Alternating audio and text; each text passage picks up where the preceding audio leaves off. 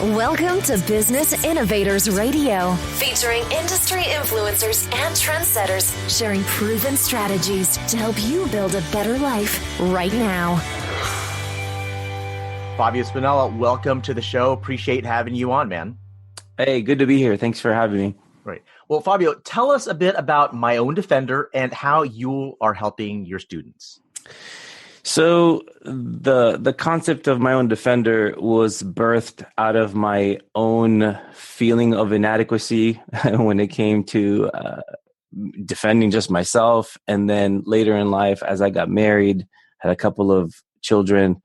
In my home, there's four women and me, my little kids, and my mother-in-law live with me. So I started to feel more and more responsibility in having some tools, should the need ever come, where I could do something in the most vulnerable part or most vulnerable experience of their life.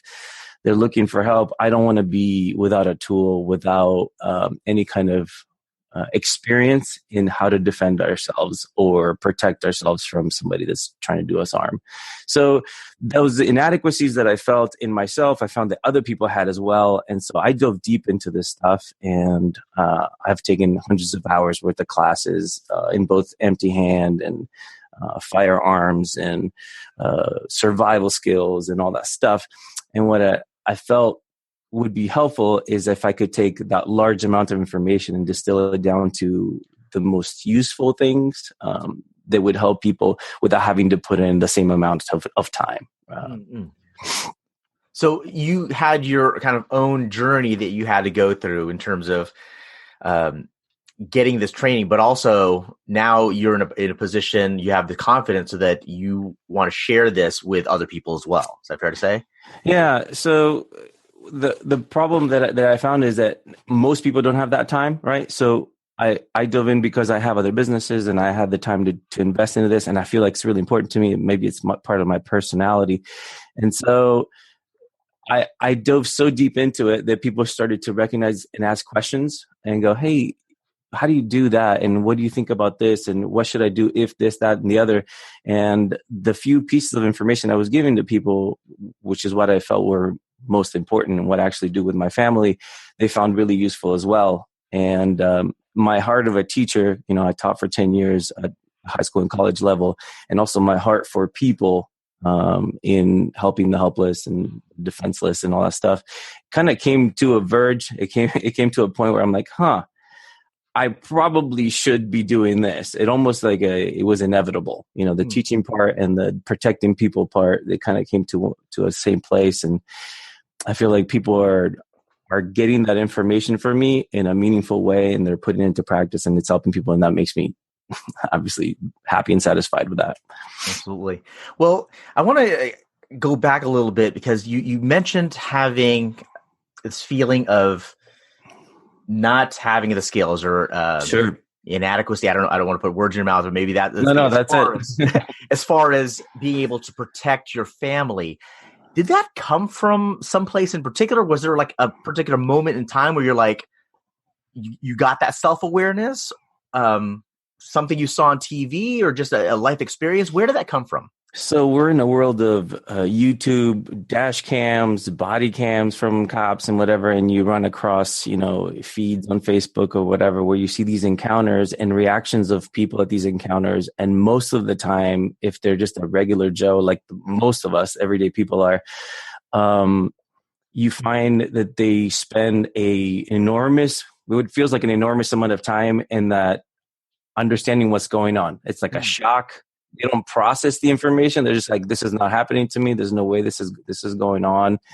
And watching that happen, and the thought in my mind was, I don't ever want to be in that space. If I have my children with me and something is happening, I want to get away from understanding what's happening. I want to get to a place where I can decide that there's a threat and decide what I can do about the threat that puts me into the action. So I teach about the OODA cycle, the understand, decide, act. I talk about that a lot in my training. And I say, okay, you need to cut down the time from when you understand there's a threat to deciding what you're going to do about it and actually putting it into action. So going back to the inadequacies, I was watching some of this stuff And it became really obvious to me that I didn't have the tools to deal with those things, much like those people in the videos.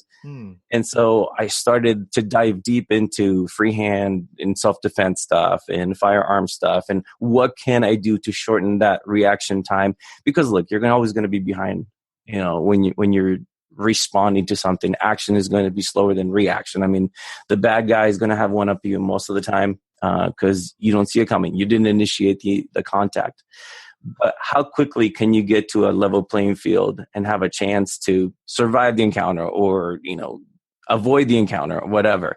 So those inadequacies drove me to find out how to not be, in that space like you've seen on the videos for everybody else. And because I dove so deep into that, I found that I can probably give some tools to people that are not so overwhelming that they can use pretty much right away and shorten that UDA cycle, right? Understand, decide, act. Get to the act portion quickly, but with good, solid skills, right? Not just act reckless.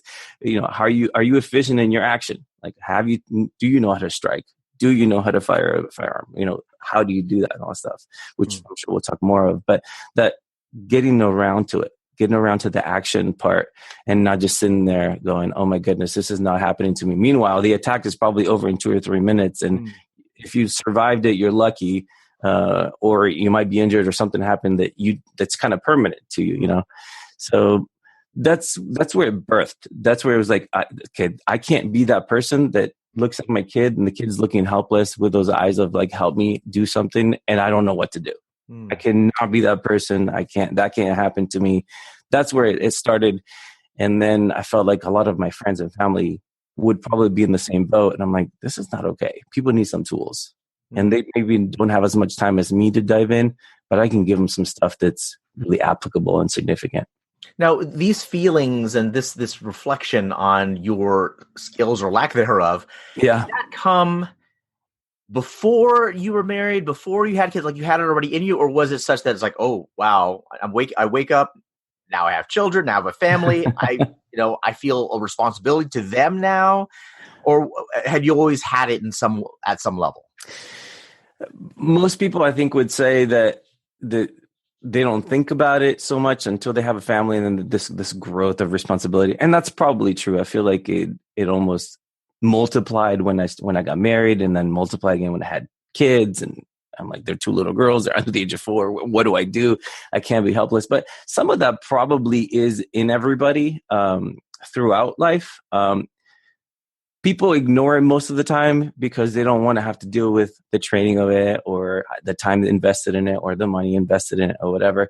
Or they'll mask the whole thing with, well, I live in a really good neighborhood. That's not going to happen to me, or my kids go to a really good school and like nobody's going to bully them. They're not going to need, any kind of self-defense help or whatever. It's like you can mask things or just know that things happen and you can get some tools in your toolbox to try to avoid things, build your awareness, react faster than most regular Joes. And that'll discourage any attacker. I mean, your reaction time being quick and effective could absolutely discourage something that could, from getting worse. What do you feel are some of the myths or misconceptions when it comes to somebody protecting their family, protecting their home? What are the mistakes or just the things that people get wrong about it? Yeah, so probably the most obvious one is people using their firearm as this imaginary safety blanket. I've got a firearm, so I'm safe. And it's like, so all I have to do to protect my family is to get a gun. Is that what you're saying? Right. That's a mistake. that is the worst thing that I hear people talk about. Oh no, if anybody ever comes into my home, they'll have one come in because I have a firearm. And it's like, my questions are: do you shoot regularly? Are you even proficient at defensive accuracy? Do you know what defensive accuracy is? We define it as whatever stops the threat, in the shortest amount of time. That's defensive accuracy.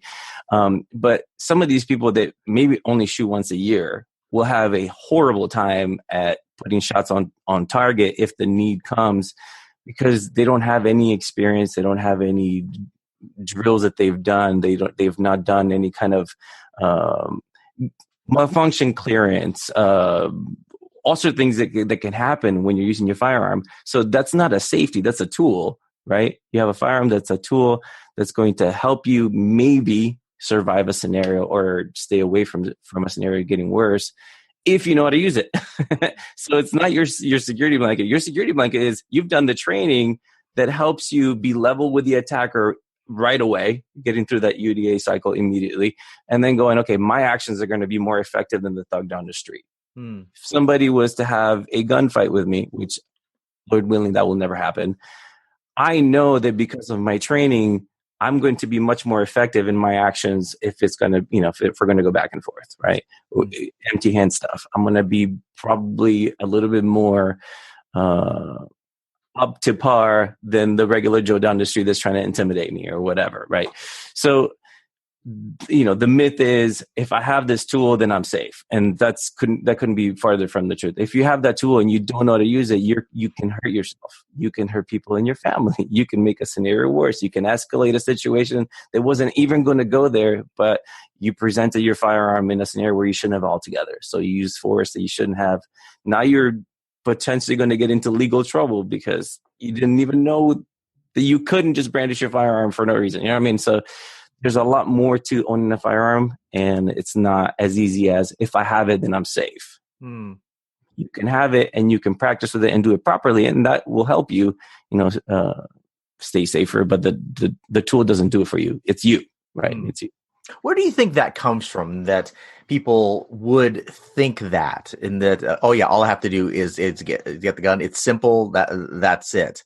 Probably the way it's portrayed in movies, TV shows, the every hero or character in a movie, just, you can see the quick draw from nowhere, the one-handed shooting, and it's like super accurate at 50 yards. Like that's not even a thing. Like you don't do that with a firearm, with a pistol.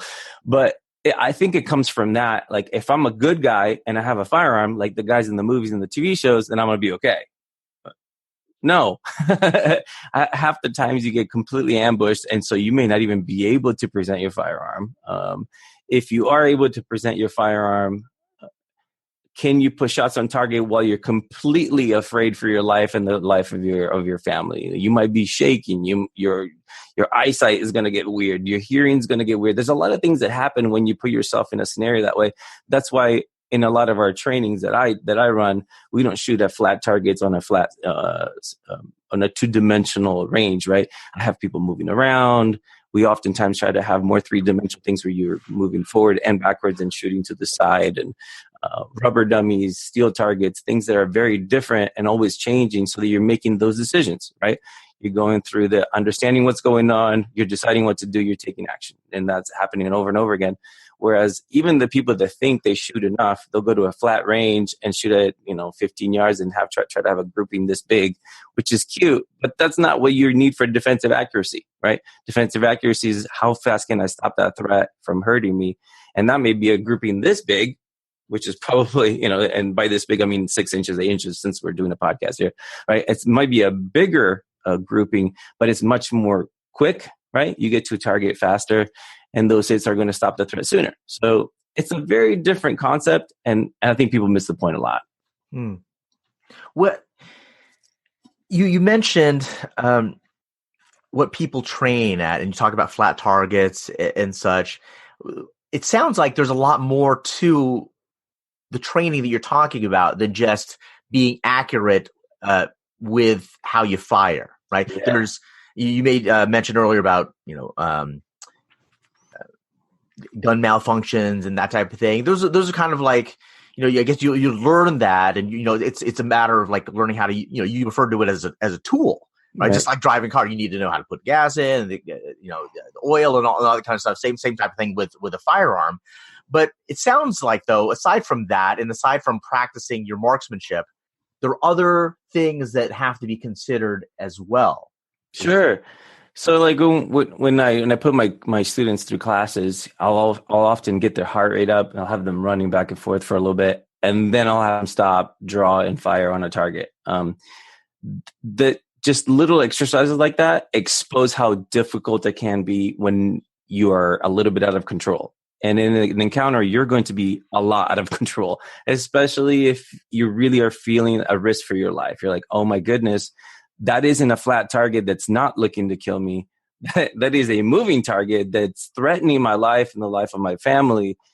You're not going to have that calm response where you're just going to sit there and take a really nice aim and line up your shot and press your trigger smoothly. I mean, you're probably going to be slamming that trigger like you're not supposed to, and your shots might be all over the place. And do you really want to put shots where they don't belong and all the consequences that come from that? I mean, if you're in a public scenario and there's other people and you're hitting the wrong people, or you're going through walls, and there's just so much more to think about. There's a healthy fear that you should have from firing your firearm that I think if I do a good job in my classes, people walk away with. A healthy fear of, was it warranted for me to even take my firearm out? And then I had to press that shot. Did I have no other choice than to use that force? And so if people are thinking about that in a training environment, they're going to be in a much better place. Will they be perfect? Will I be perfect if it ever happens? No, I don't think anybody's ever going to be able to say before it happens, because in the moment, when everything is taken over, you might have a bunch of adrenaline coming up, and you're feeling out of control. You're feeling fear. You're feeling all this stuff. So will you be perfect? No, but I think with consistent and continuous training, you can get to a place where your reaction is so much better than anybody else, and you just might have a chance to survive the encounter and to protect your family, rather than, I don't know, my dad once gave me a gun. It's been in the closet for 4 years and it's in a safe, and I have to put in like an 8-digit thing to get it out. Like, you don't have that time. If you own a firearm and you're actually trying to use it for personal defense, you need to consider different places to put it in the house, a much quicker safes. And there's a whole thing that we talk about with students. It's like, if you have it in the big safe in the garage and you're sleeping in the middle of the night across the house, that's not self-defense. That's just a tool it's like the saw that's sitting in the garage. That's cool, but you can't use it. That's not something you use. So these exposing yourself to all the potential scenarios just gives you a chance, to come up to level with the attacker quicker. So instead of taking 30 seconds, 2 minutes or whatever to kind of be aware of, oh my goodness, this is happening, I have to do something about it. What is my next action? I want that to be 5 seconds, right? This is happening. Boom. This is my automatic response to, I have an attacker and it's meaning to do me harm, and this is how I can stop the threat. Right? If I can reduce that time for my students, I know that I have for myself. If my reaction time is quicker, then I have a chance. And that's really all we're asking for. We're not training people to kill people. That's not what it is. It's training to give yourself a chance to survive and make sure that your family doesn't suffer harm because nobody was ready for it. You know what I mean? How do you temper the need for being prepared with, like, without getting into paranoia? Sure. Yeah, and it's a fine line. I mean, I know plenty of gun people that are, living an exhaustive life. I mean, they're just so exhausted from like always being super aware and not having any like time in that relaxed zone. They're always like code orange, like they're about to go to red anytime now. You want to live your life more in the yellow or white sometimes so that you can just decompress a little bit. And those are levels that, I teach about, the white, where you're like, you're sitting at home and you don't feel like any fear and you're just hanging out with your kids. You can actually decompress a little bit. I don't love to live there because, you just want to be aware enough. That's yellow. It's kind of where you want to be. Just aware of things that could happen, weird things that stick out, whether you're in public and something looks a little bit funny, you're just aware that that's there, right? You want to live in that yellow state, right? But I know people that get nuts about this stuff and are always living in that orange space. And it's like, anybody is a threat. You're a threat. He's a threat. They're a threat. The 75-year-old lady in the front row at church is a threat. It's like, what are you talking about, man? Like, context, So people that get nuts about that stuff, it's a different kind of person. So they get paranoid about everything. What I encourage students to do is to have a little bit of preparedness and just a little bit of awareness. Situational awareness will often be able to buy you time, and time will buy you options, right? If you're aware that something doesn't look right, okay, now I am 15 yards from that person that doesn't look right. For whatever reason, you get that gut feeling that person doesn't look right. I have an opportunity to walk across the street. I have an opportunity to go the other way. That may avoid the encounter altogether, and will never know. And I'm okay with that. You know what I mean? I want to live in that space of preparedness, not in that place of, oh, that guy's a bad dude and I have a gun on me, so I'm going to approach this person. I'm going to make it right. That is not what we teach. That is not what you do. And that is not where you want to live, right? So just being prepared to go, okay, I think that's funny. That sticks out of my norm. So I'm going to just go the other way. And I'm going to make that my level of where I live. I want to live on this space.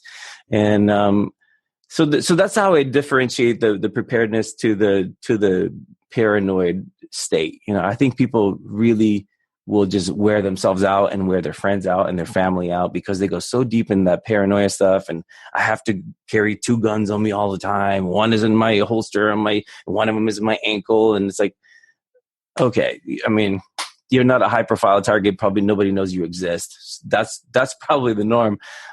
So don't be paranoid, but do have some tools to be prepared. If something were to happen, put yourself in this like mental scenario. If X was to happen, what would you do? If X was to happen in your home, outside of your home, with your kids, without your kids, with the elderly parent or whatever, if you couldn't run away from X, Y, Z or avoid X, Y, Z, what would you do? If you're at that place where you're like, I have no idea, then you need to get some training. That's essentially the goal of my own defender, is to get those people that have zero tools. I have no idea what I would do. I'd scratch them, or people get crazy about using their keys, in a parking lot and stuff, whatever. But so if you're like that person that doesn't have any tools, go get some tools. Go to a dojo, get some freehand stuff. Go find a firearms instructor that can give you some tools for your home defense. Because, we're in California, not everybody's going to be able to carry their firearm on them. And that's okay. In your home, could you defend your home if somebody were to come in your home? If anybody's got the little Ring app, I've got Ring products around my home. You get those reports all day. Like, you get the little alerts. Oh, this happened down the street and that happened down the street, and somebody broke into this house and somebody took something from that car. You don't need to live paranoid. Like, oftentimes I'll even tell my parents, just turn that stuff off. You don't need it. Just have some tools in your home that you feel you can use effectively, and that's good enough, right? So paranoid versus prepared. Interesting that you brought this up a little bit earlier as well, as far as one of the other ways that you help your students is not just, and we've up to this point we've talked primarily about firearms and having tools such as that. Mm-hmm. You may mention even now as far as empty-handed type skills as well. So I think a lot of times when people think about protecting their families and defending their home, that immediately they just go to firearm. Sure. Right? But that's not the whole picture, at least from your point of view, it sounds like. Sure. Is that fair to say? Absolutely. As a matter of fact, one of the other things, when we were talking about myths earlier, one of the other myths is like, okay, or even just wrong information that some teachers are teaching. They'll say, if you hear a noise across the house, and you have to go clear your home. And it's like, no, you don't have to go clear your home. Unless you think there's somebody between you and your kids. Okay, now you have to go across that to get your kids, get them to the safe space, and then execute your home defense plan. Okay, that's I could get that. But if you can get your family into a safe place, you do not need to clear your home. You can call the cops. You can barricade yourself. There's a whole level of that people need to understand. What happens when you clear a room? This is like you're at the most disadvantage possible. The attacker is more likely to be waiting for you for an ambush, right? Then you have the time to get through that cycle that we talk about, assess, understand and decide and act. So you walk into a room and there is somebody there now. You have to make a decision. Okay, so you have to understand, is this person dangerous? Is this person my family? And I heard a noise in the middle of the night and I have my gun and I'm drawing on them. You can't just go in there and shoot. What if it's your kids? You know what I mean? So clearing a home, it's just like such a difficult thing. You're putting yourself in an ambush. And so when we're talking about having some empty hand skills. You want to use the lowest possible level. So if somebody's in your home, but they don't have a firearm, they don't have any tools, they're not even making any motion to want to hurt you, you don't have a right to shoot them dead. That's called murder in most states, especially in California. But so people that don't have that information are finding themselves overconfident in this firearm thing, like the safety blanket, right? You might be able to just say, you're not welcome. You need to leave. I've called the cops, and retreat and go to your whatever barricade, whatever. You can have your firearm there. And if they cross that, like, imaginary, line in the sand, that's a different story. But who knows, that level of force you use, you're not welcome here, you need to leave, I called the cops, maybe the highest level of force you need to do for that to end. So if you stopped your threat at that, great. The next level might be, maybe there is physical contact, but you can't just take your gun out. You may not be able to, maybe it's on you, but you're too close to your attacker, and taking your firearm out at that point may give them the tool, right? So you need to have some freehand skills. You might end up on the ground. What happens on the ground? Can you really be as nimble with your firearm as you would be standing up? Have you ever practiced shooting from the ground? That kind of thing. And so I think it's imperative to have some freehand skills. Most attackers, on the street or whatever, probably won't use a firearm on you, but they may want to intimidate you with their presence and, maybe a tool that they have in their hand, a stick or whatever. And you may not carry a firearms 24 hours a day. So if you don't carry, and most of the times people won't, I've never had anybody point a firearm at me. I likely won't, statistics would say I won't. But can I have somebody try to intimidate me, steal something from me, do something harmful to my kids or my family? That is more likely. And so what tools do I have in my toolbox with my free hands that would keep us safe or discourage an attacker? And so I spend quite a bit of time going after those things. If not, I probably spend more time going after that than the firearms themselves, especially here in California where CCW is so difficult. You've got to have some empty hand skills, and in your home have some firearm skills as well. So have the option of both. One isn't better than the other, and they don't come in order. Oftentimes I'll tell students, okay, what is the lowest amount of force that will stop the threat? And I can give you a list, and the list may start with, okay, you say stop, you say, you try to attract attention to yourself so the more people will come and help you or whatever. Like, you can have all these steps, but they don't go in order. I mean, you might have to jump straight down to, I have to brandish my firearm and I have to point in because this guy is telling me that he's going to kill me and he's got a knife in his hand and he's like 10 feet from me, right? Whatever. Or you might just say stop or whatever with a forceful voice that completely discourages an attacker and they run away. That is the lowest common, the lowest force. And so it's important to understand that though there's different levels, you might skip around and find one that's, more necessary than the other. But at the end of the day, I tell these to my students that between the time that the attack happens and the time help arrives, whatever that time is, and it could be, police averages in the United States is like a little bit over 10 minutes for a police response. Actually, we live in Los Angeles, and in Los Angeles, we have one of the better times, around 6 minutes. But what happens between minute 0 and minute 6? That's when you have to be your own defender, right? That's what I want to encourage people to. Can you survive the 6 minutes before help arrives? Can you survive the 10 minutes, the 12 minutes, whatever that is? Hopefully there's people around and it's only 30 seconds, but there's a lot that can happen in 30 seconds. Statistic would say that most gunfights end under 2 or 3 minutes. Police won't be there for that. What do you do in that time? Somebody's trying to steal something from you or try to hurt you or whatever. Police won't get there in time. You have to have some tools to be your own defender to survive to the time the police comes, or to survive until help comes. And that's what I try to share with people. What do you do between this is happening right now and the time you can get help? Mm-hmm. I think that's one of the things too that people think about when it comes to learning skills, getting tools for themselves. Is that, oh well, the police are going to come to help me. Mm-hmm. I just have to call 911 or whatever it might be. But I mean, just the numbers you're giving right there, as far as response times and that type of thing, it doesn't sound like those are things that are typically considered when they think about it.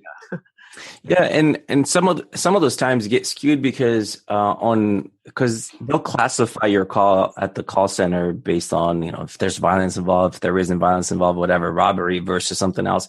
And so if there's a more violent call, you're going to get pushed down. So if you're going, I think there's somebody in my home. If that's what you say, I mean, your call isn't going to be up there if somebody's calling about an unfortunate event like a rape or, some kind of like stabbing or shooting. If there's that happening elsewhere, that's going to get the first response. I think there's somebody in my home. Now, all of a sudden, it's not quite as important because the other people are actually, encountering somebody right now, right? So this is not, again, to put fear into anybody, because that's not the goal. It's just to give you an idea of what can I do in those 1, 2, 3, 5, 10, 12 minutes that can help me, stay alive, survive the attack, have some tools to protect my family so that nothing happens to us, or very little, as opposed to we're completely clueless. We have no idea how to defend ourselves.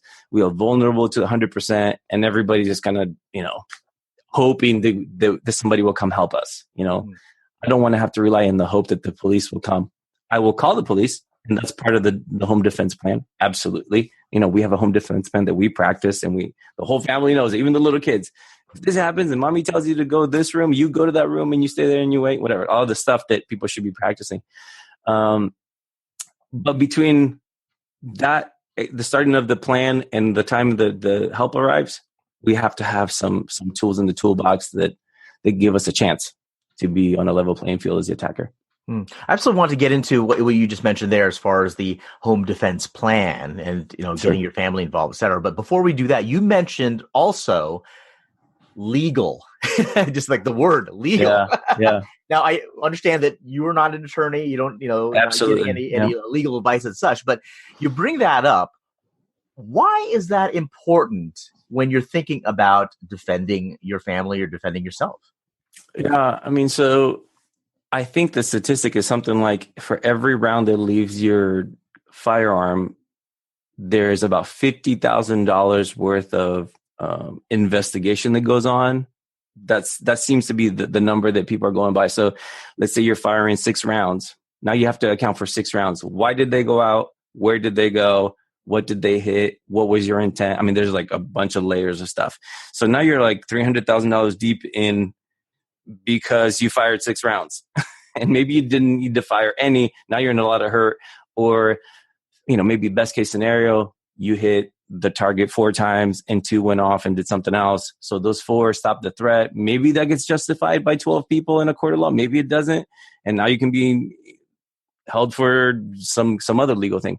But what about those 2 rounds? I mean, they went through the wall and they hit the neighbor's house or whatever, like something else happened. So for every single one of those things, you have to be aware that there's a consequence. And that's why that healthy fear of, do I need to use my firearm right now? Is that something that is the least amount of force necessary to stop this threat, is what I encourage my students to consider all the time. And so that's part of the legal stuff that people don't often consider when they use firearms, especially here in California, where you're not going to get the sheriff from Texas that gives you a pat in the back for taking the bad dude off the street. Over here, it might be a little bit more unforgiving, if that's a word. It's like, no, man, the guy was running out of your house because they heard you coming and you shot him in the back. That's murder.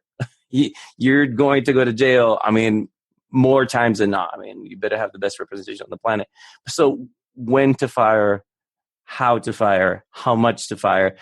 If the threat stopped and you continue to fire, now you have to justify all those extra rounds. They can find out that you shot after the target was down, especially in this age of iPhones and security cameras and all that stuff. Well, the target was down and not a threat anymore after shot 3, but you shot 6 more times. How do you justify that, right? There's a lot of legal stuff to consider as well, and that's not to scare people from, I don't ever want to touch a firearm, because again, that's not the goal. But just, you have to have the training so that you have the information to make a really good decision. Again, it goes back to the understand, decide, act, right? do I really understand the situation I'm in, and how quickly can I process that? Like, how quickly can I assess this scenario, right?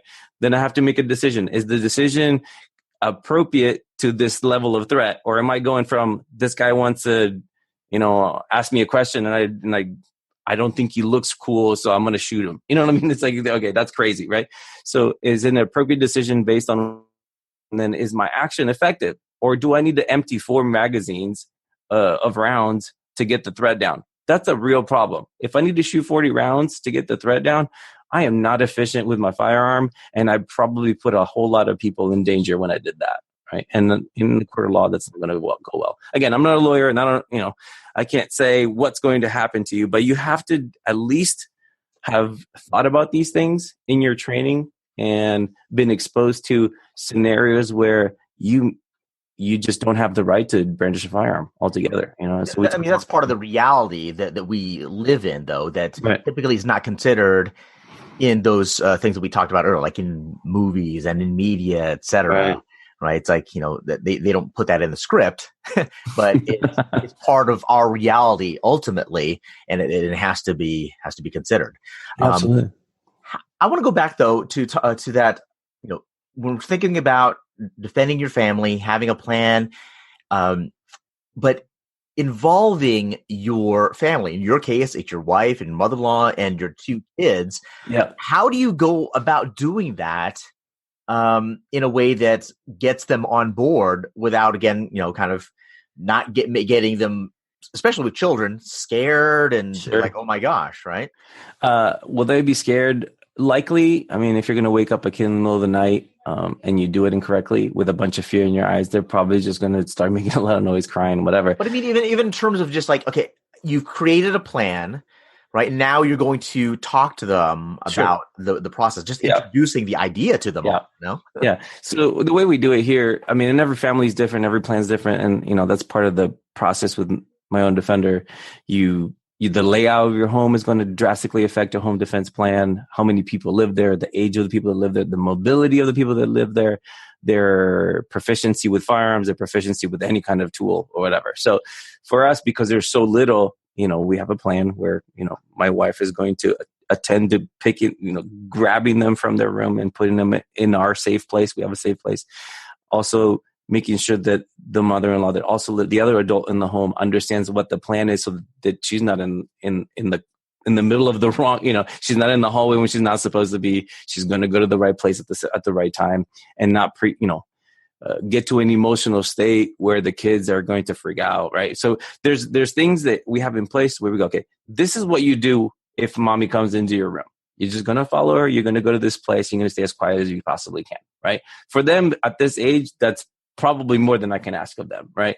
When they're like 14 years old and we've gone to several firearms trainings, they're going to be much more acutely aware what's going on. And it's going to be a very dangerous home to come into, because they're going to have the tools and they're going to understand when and how and, all that stuff. So at this point, that's as simple as we keep it. When mommy comes to get you, you're just going to follow her. You're going to go to this place. You're going to stay as quietly as possible. For the other adult in the home, don't try to clear the house. Don't try to do these things. Just go to the safe place. This is what we're going to do. This is the order. You are in charge of grabbing the phone and calling the cops. You are trying to keep the kids quiet and in the safe place. I am going to barricade, blah, blah, blah. So everybody has a responsibility, and those responsibilities change as age changes, as, proficiency changes in different things and whatnot. So that's what I work with clients to figure out what they can do in their home to have a plan that makes sense. And it always, for us, it always involves some sort of safe place, some sort of barricade. How do you do that? When do you do that? When do you call the cops? What do you say to the cops? Calling the cops and say, I have my gun on, I'm going to shoot whoever comes to that door, is probably not what you want to say. Something like, I believe somebody's in my home. They're making, I hear them talking. I have barricaded myself. This is what we look like. This is how many of us there are. I have barricaded myself. I am prepared to defend myself if I absolutely must. Please get here as soon as you can. That is a much better phone call than, using profanity and, getting, because people, they get the firearm in their hand, all of a sudden they're like Superman. That's what I discourage my students from becoming. Or, in martial arts, they have a black belt and all of a sudden, like they want to fight everybody on the street. It's like, no, dude, like, you know what I mean? You have even more responsibility by having a firearm. You have even more responsibility having that black belt, right? You have to be super responsible with those tools. And so, instead of getting on the phone and saying, I'm going to effing kill this person and, you can't blah, blah, blah into my home, whatever. That's not what you say. This is what I'm doing. This is what, please get here as soon as you can. I'm in fear for my life and the life of my family. Now you've put yourself in a place where if something were to happen, you've done the right things. You have barricaded yourself. You try to avoid the circumstances. You've told the person closer. You told the person not to come through that door.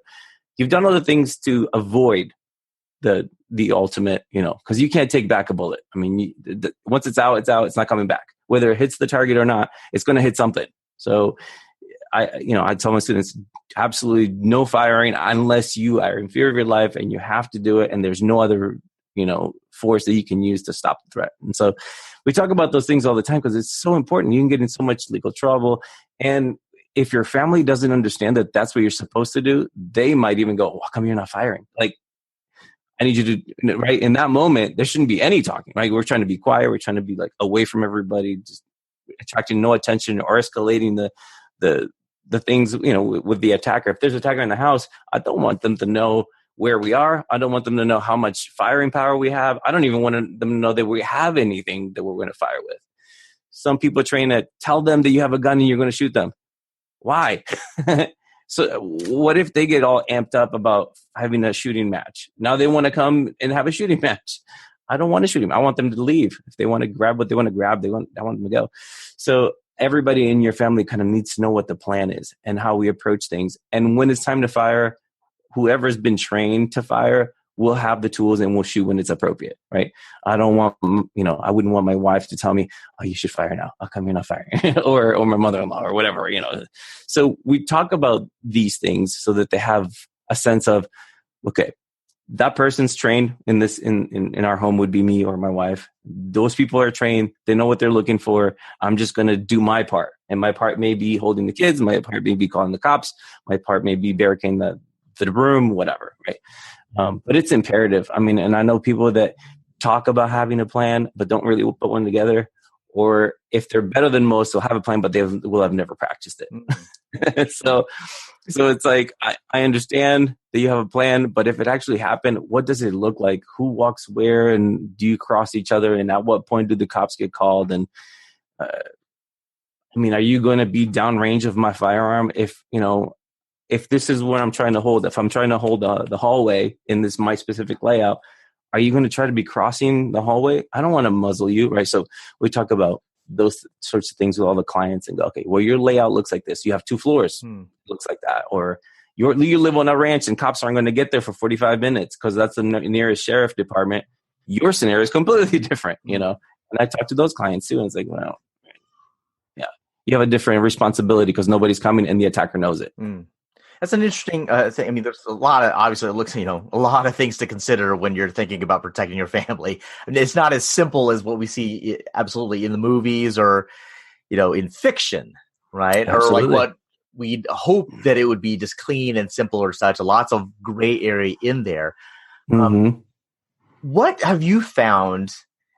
And we've talked about like the importance of it, but what is it that you found keeps people away from getting this type of training or even considering creating a plan or getting the tools or learning about the tools to protect their families? A lot of times I feel like people will think that maybe it's too much time or it's too much money or whatever. To me, what's the cost of your loved ones' lives, or what's the cost of you being in a wheelchair for the rest of your life? I mean, right? You can put costs on whatever you want, whether it's time, resources, or financial resources. For my students, we mentioned it earlier, I try to keep it so that a busy person, an everyday person, can access the really important tools in a shorter amount of time, so they're not using a whole lot of time. So I will do the hundreds of hours with the classes and go, okay, of the 60 tools that I have for this specific scenario, here's the 5 that seem to be the most consistent across the board. Here's the 5 that seem to be the easiest to use and will get you results. These are really effective, right? You may not know all the minute little nuances of this stuff, but here's the 5 things that you can do if this happens, right? Same thing with firing a firearm. I mean, ammo can get expensive and going to a range can get expensive. My students get I call it a healthy dose of dry fire practice, where you don't have to expend rounds to practice. So there'll be drills and skills that they can work on at home. And I encourage them to do 10 or 15 minutes of that every 2 or 3 days a week is plenty to see massive progress by the time they get to the range again. And once a month range time, if you're a gun owner, that really shouldn't be too much to ask. Now, if you're going to the range means you take 1,000 rounds and you just dump magazines, you're just like pushing your trigger the whole time. Probably a huge waste of time and money, right? So have a reason for every round that goes down range. What is it that you're trying to get better, and are you getting better? Like, do you have an outcome before you go and all that stuff? So when they practice the dry firing skills that I give them, they find that they have much more success the next time when they go shoot live fire. And there's a whole topic about dry fire and how much you do it and how often. I feel like any more than 15 minutes at a time there's diminishing returns. So I tell them, hey, do these 3-4 exercises. It'll take you 10 or 15 minutes. Do 2 or 3 times a week. It costs you no money. You just need to find 10 or 15 minutes of your time. So that decreases the cost investment, in the firearm stuff. And the time thing, again, if you can do it 15 or 20 minutes, 2 or 3 times a week, and then at the end of the month, you go for 1 hour to a range. And if you can find an instructor that will give you feedback, that's also super helpful, because then that every round that's going down range is going to have more purpose, more reason, right? And because your instructor is going to say, okay, do these few things to adjust and whatever. Now let's do this on the move. Now let's do these, drills that you wouldn't even think about yourself. And also, if you go to a regular range, they're not going to allow you to draw from a holster. They're not going to allow you to move around, reload, and all that stuff. Whereas if you go with an instructor, you'll go to a range. I take my students to a range it's an open range. We can move, we can shoot. We have our own private range. We can put some stressors, emotional stressors on and all that stuff. So it makes you be more in the scenario, kind of like we do at the dojo for empty hand stuff. It's like, all right, close your eyes. You don't know where the attack is going to come from. And you don't even know what the attack is going to be. So your reaction time is going to be what it is, right? You might be getting attacked with a knife, or maybe it's just a shove, or maybe it's a gun. And what are you going to do? And how are you going to stop the threat, right? So we do kind of the same thing with firearms. Obviously, in a very safe environment, we don't go, hey, shoot wherever you want, right? This is downrange. This is the only place you can shoot, like all the rules. But putting people into scenarios really makes a huge difference, I think. Can you share maybe an example of working with a student where you've been able to kind of help them to make this transition from like nothing to now they're a bit more confident in helping to defend their family? Yeah, I mean, so I've had the pleasure of working with students that are maybe younger and super mobile, and they can do all this fun stuff, and they can participate in a tactical class and roll around the dirt and all the fun stuff. But honestly, that's not really what my own defender is about.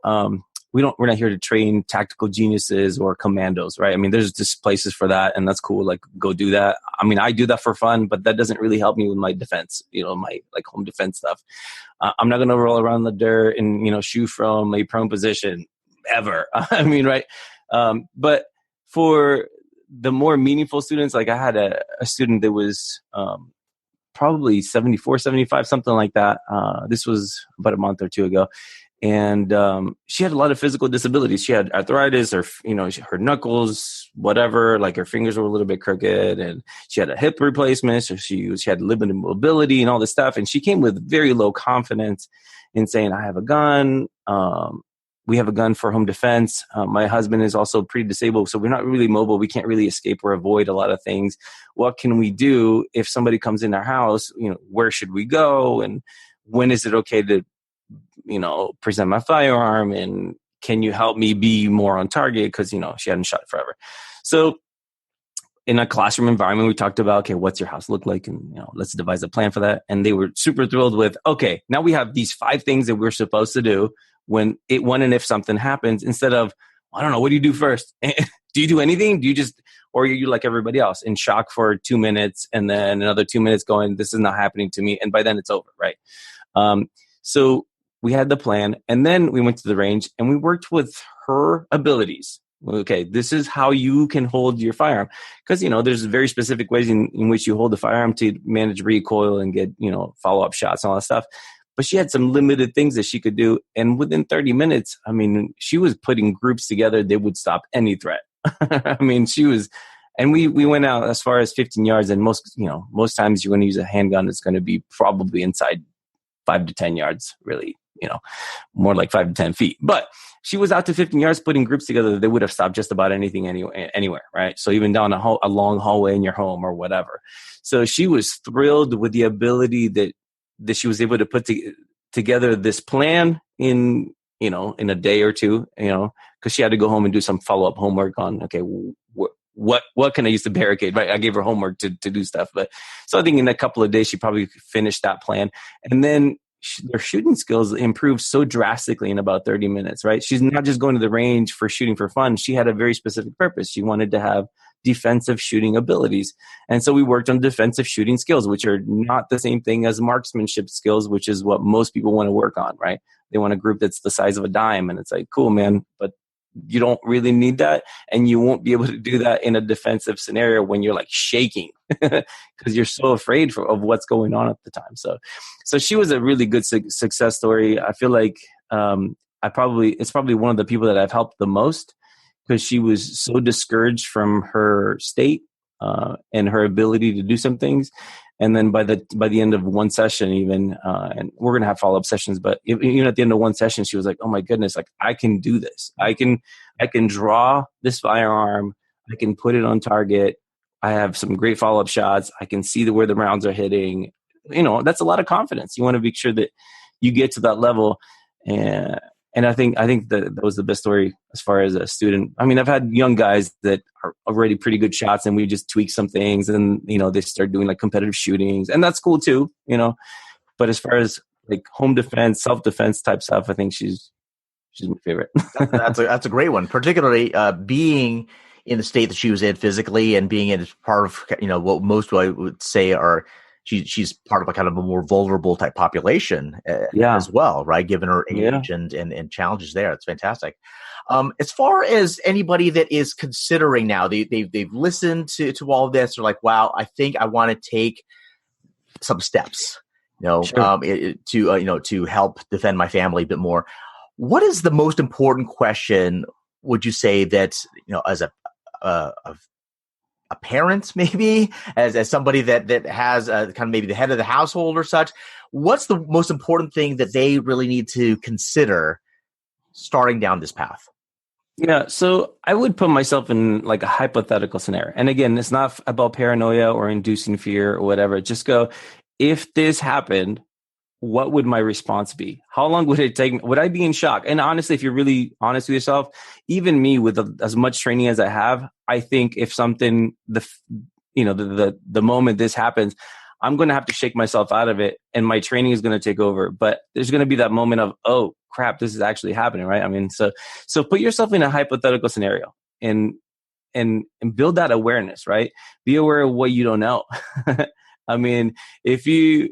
What would you do if X happened? What would you do if X happened with your kids next to you? Because most of the time an adult would say, well, I would try to leave the thing right away and try to run or whatever, which is great. And you should. If you can, you should. But if you have your 75-year-old grandma that can't run, what are you going to do? Right? And so if you find yourself in that scenario, like, well, I really need to get some skills. I need to go, okay, maybe my freehand stuff needs to come into play. Maybe my firearm stuff needs to come into play. Again, what if your kids were there and you have 2 kids and you can't carry both and you can't run? Just putting yourself in those hypothetical scenarios will give you an insight as to how much you don't really know. I know that was definitely the case for me, and it's the case for just about everybody that I work with. They go, I was thinking about it, or I saw this video on Facebook, and I saw this lady, she was waiting for the elevator, and this dude just walked up to her and shoved her, and it's like, what would I do? You know, do I just lay there helpless, or do I go get a couple of tools that give me a chance against a really bad dude? You know? And so I think most people that want to think about that and put themselves in the shoes and have no answer would go find somebody that they can work with. And I tell all of my students, you go find yourself a dojo that does some self-defense classes. That's huge. I mean, I do a few things in my classes, and then I go, okay, this is the tip of the iceberg. Now go study with somebody that can give you 3 days a week, you know? And then on the firearm front, you know, find yourself an instructor that understands self-defense accuracy, right? Because you'll go to an instructor that wants to teach you marksmanship and all that. And you'll have the most beautiful groupings if you stand really still with this beautiful posture and your front sight is lined up with your back sight and you got equal height and equal sight and all the stuff that they tell you, and you take the breath and you hold the breath. Look, let me tell you something. If somebody's staring at you, telling you that they're going to kill you and they have a gun pointing at you, you are not going to hold your breath. You're going to slap that trigger as fast as you can to make the thing stop. I mean, it's just the truth. Now, if you've practiced that, in control as much as you can, okay, you're going to put 6 rounds on target under this many seconds, you're going to have a much better chance of putting those rounds on target than the person that's always shot like I shot every 20 seconds with the most perfect posture, right? So find an instructor that understands self-defense accuracy, and he's not just working on your competitive shooting, and he's not just working on your like super nice gun with all the like tricked out like sights on it and all that stuff. What are you actually going to use for self-defense? And take that to the range with an instructor that understands self-defense and work on self-defense skills, because those are different than marksmanship skills. I work with my students on both. It's nice to have marksmanship, but marksmanship under like extreme pressure, it doesn't look the same, right? Groups are going to look really rough. And so practice some self-defense stuff. Inside 5 yards, what does your target look like? Do you really even need to look at the sights inside 5 yards? That's one of the things that I ask my students all the time. Most people, if you have good presentation, you don't even look at the sights. You're completely threat focused, and your shots are going to go where they need to go if you practiced it that way too. That's fantastic. Fabio Spinella, this was great. For anybody that has found themselves here listening to this and they want to get more from you, where could they do that? What's the best place for them to do that? Right now, Instagram and Facebook, the handle is @myown_defender. I have some content up. I have some drills that I've videoed so you can go practice them yourself. On the Instagram, you can also get the free home defense tips. You can just, click on the link. It'll take you to a page where we can send you what to do and what not to do in a home defense kind of scenario. And the website with myowndefender.com. Fabio, this is fantastic. Thank you so much for being on the show. Thank you. Appreciate having me. Thanks for listening to Business Innovators Radio. To hear all episodes featuring leading industry influencers and trendsetters, visit us online at businessinnovatorsradio.com today.